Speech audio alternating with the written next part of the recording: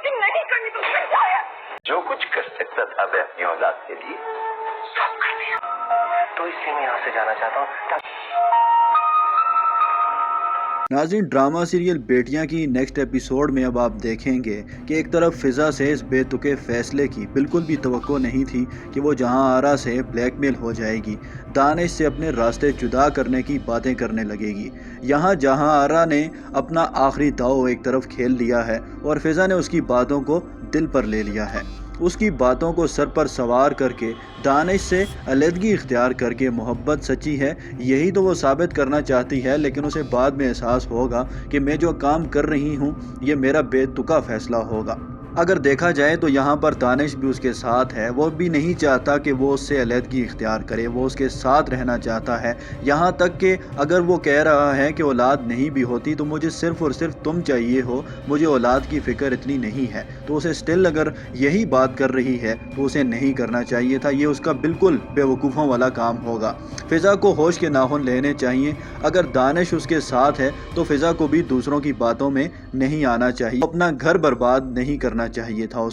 اسے نہیں چاہیے تھا کہ وہ دوسروں کی باتوں کو دل پر لینے لگ جاتی. یہ تو یہی ظاہر کر رہا ہے کہ وہ خدا کی رحمت سے نا امید ہوئی ہے، جو کہ اسے بالکل بھی نہیں ہونا چاہیے تھا. کسی بھی انسان کو خدا کی نعمت سے محروم نہیں ہونا چاہیے، اور آگے جا کر کیا پتا اس کو اولاد خدا دے بھی دیتا، اس نعمت سے نواز بھی دیتا. خدا کے ہاں ہم سب جانتے ہیں کہ دیر تو ہے لیکن اندھیر کبھی بھی نہیں ہے. تو اسے اس امید کے اوپر رہنا چاہیے تھا کہ خدا اس کو اولاد جیسی قیمتی نعمت سے نواز بھی سکتا ہے. ساس کی باتوں کو سر پر سوار کبھی بھی فضا کو نہیں کرنا چاہیے تھا. پھر فضا دانش سے کہتی ہے میں نہیں چاہتی میری وجہ سے آپ اولاد جیسی نعمت سے محروم رہ جائیں، اس لیے میں چاہتی ہوں آپ دوسری شادی کر لیں. دانش کہے گا کہ فضا یہ تم کیسی باتیں کر رہی ہو، تمہارے ہوتے ہوئے میں کیسے دوسری شادی کر سکتا ہوں. فضا کہتی ہے آپ مجھے چھوڑ دیں.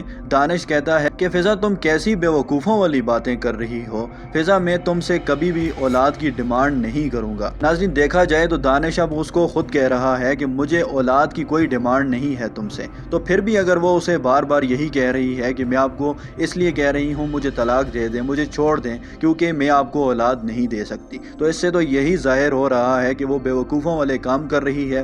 جہاں آرا کو خوش کر رہی ہے اسے ایسا بالکل بھی نہیں کرنا چاہیے تھا. پھر وہ فضا کہے گی کل کو آپ اولاد مانگیں گے، پھر اس وقت صرف میرے پاس بھی اور آپ کے پاس پچھتاوا رہ جائے گا کہ ہمیں اس وقت ہی ایسا فیصلہ کرنا چاہیے تھا. مستقبل میں آپ کی خواہش اگر اولاد کے لیے پیدا ہو گئی دوبارہ سے تو پھر میں کیا کروں گی، اس وقت چھوڑنا بھی مشکل ہوگا. تو اس لیے بہتر یہی ہے کہ ابھی سے ہم ایک دوسرے کو چھوڑ دیں، اپنے راستے الگ کر لیں اور ابھی سے جدا ہو جائیں. پھر وہ بیگ اپنا اٹھائے گی اور وہاں سے چلی جائے گی. ناظرین، آپ سب جانتے ہیں کہ فضا کی یہ تمام تر بے وقوف حرکتیں ہیں، اسے یہ بے وقوفیاں نہیں کرنی چاہیے تھی. ایک طرف دیکھا جائے تو وہ ساس کی خواہشیں ایک طرف پوری کر رہی ہے، دوسری طرف وہ بہت ہی بے وقوفانہ کام کر رہی ہے جس سے نہ صرف وہ دانش کو پیچھے چھوڑ رہی ہے بلکہ اس کی تمام تر امیدوں کے اوپر، اس کی محبت کے اوپر بھی پانی پھیر رہی ہے.